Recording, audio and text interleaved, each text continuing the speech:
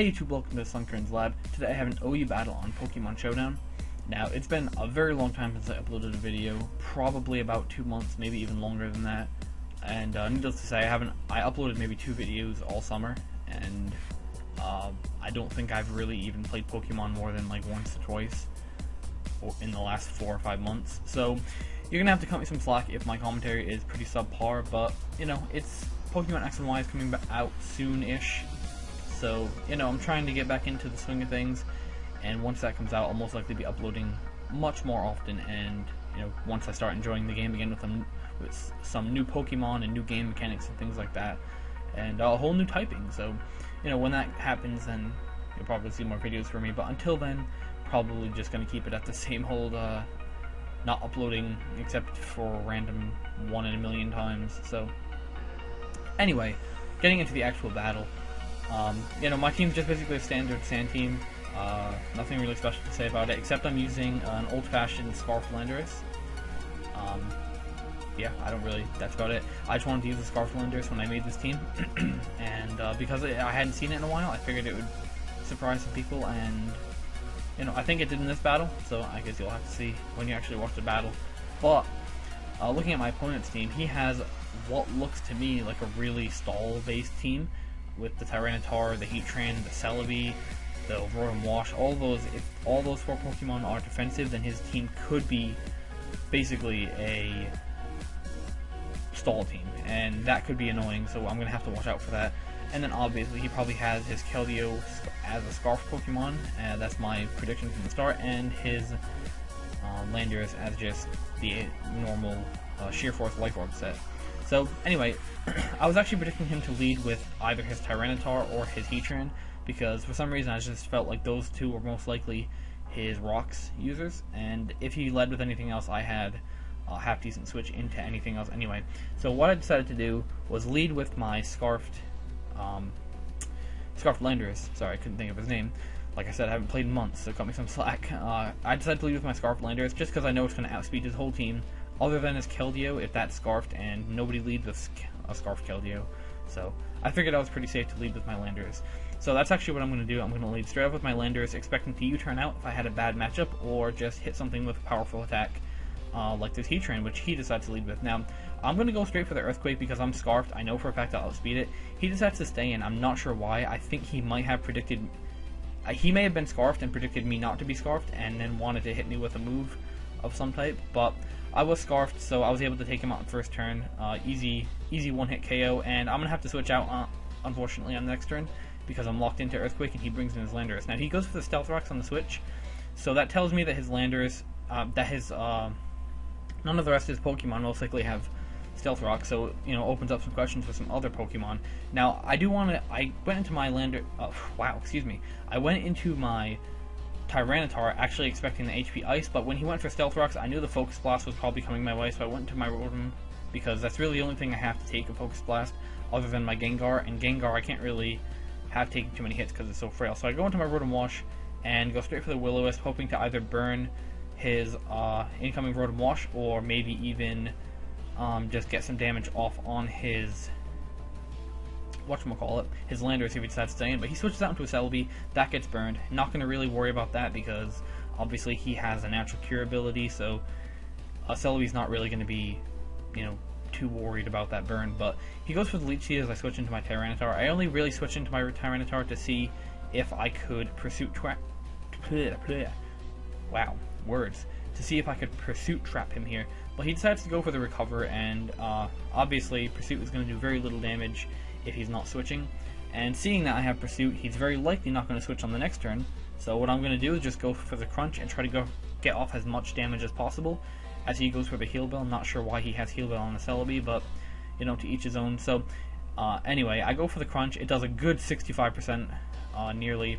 Almost takes him out after the Sandstorm, but unfortunately it's not quite enough, and he's back up to 21% after the Leech Seed, which leaves him with enough health to survive after he goes for another Recover. So I'm going to decide to switch out into my Landorus, knowing that I have the 4x super effective U-turn and I have max attack investment. So yeah, switch out straight into my Landorus, and he goes for the Recover as expected. Now, this is kind of a good position for me to be in because he doesn't want to take a U-turn, and if he switches out and I go for U-turn, I get the momentum. So I do actually go for the U-turn here, and he goes into his Landorus. Now, I don't quite have anything to take on a Landorus, but luckily my Rotom Wash, even though it does basically get 2-hit KO'd by a Focus Blast, it can hit him with a pretty powerful Hydro Pump, or scare him out with the fear of a Hydro Pump. Now, I had two options here: either go for the obvious Hydro Pump and try to kill it, or go for the Volt Switch, predicting him to switch. Now, unfortunately, he does switch, and I did make the safe play and go for the Hydro Pump, so nothing really lost there, but it would have been nice to go for the Volt Switch, and I could have probably switched out into something to take out this Rotom Wash, or at least get something done other than have to just Volt Switch out anyway with my own Rotom Wash. So, you know, whatever. Anyway, I'm going to Volt Switch out from his Rotom Wash into my Tyranitar. Now, the only reason I really Volt Switched into this is because I didn't want anything else on my team to get burned, because two of my main attackers are physical.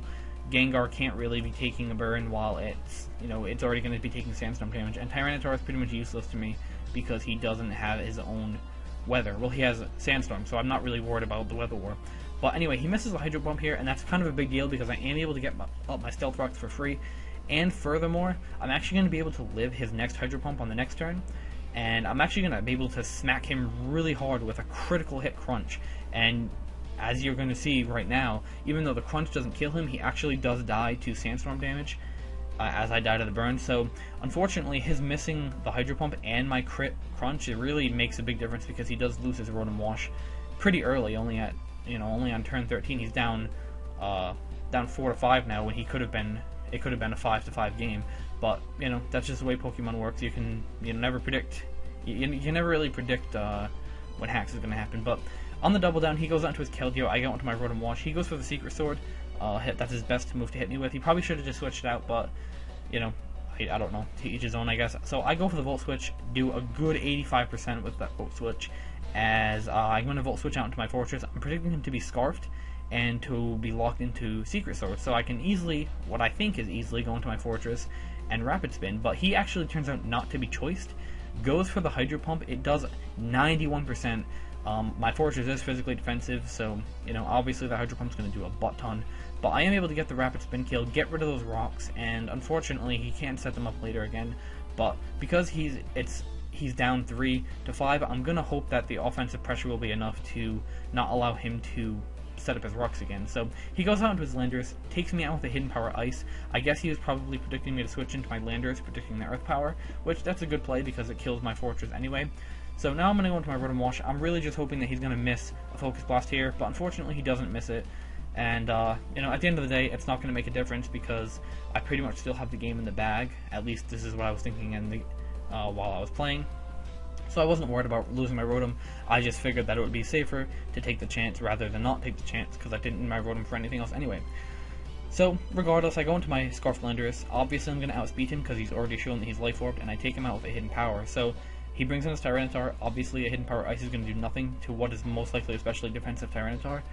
But he goes straight for the Stone Edge here as I bring in my Gengar, and because it just straight OKOs me, I'm thinking he might be a little bit more of a...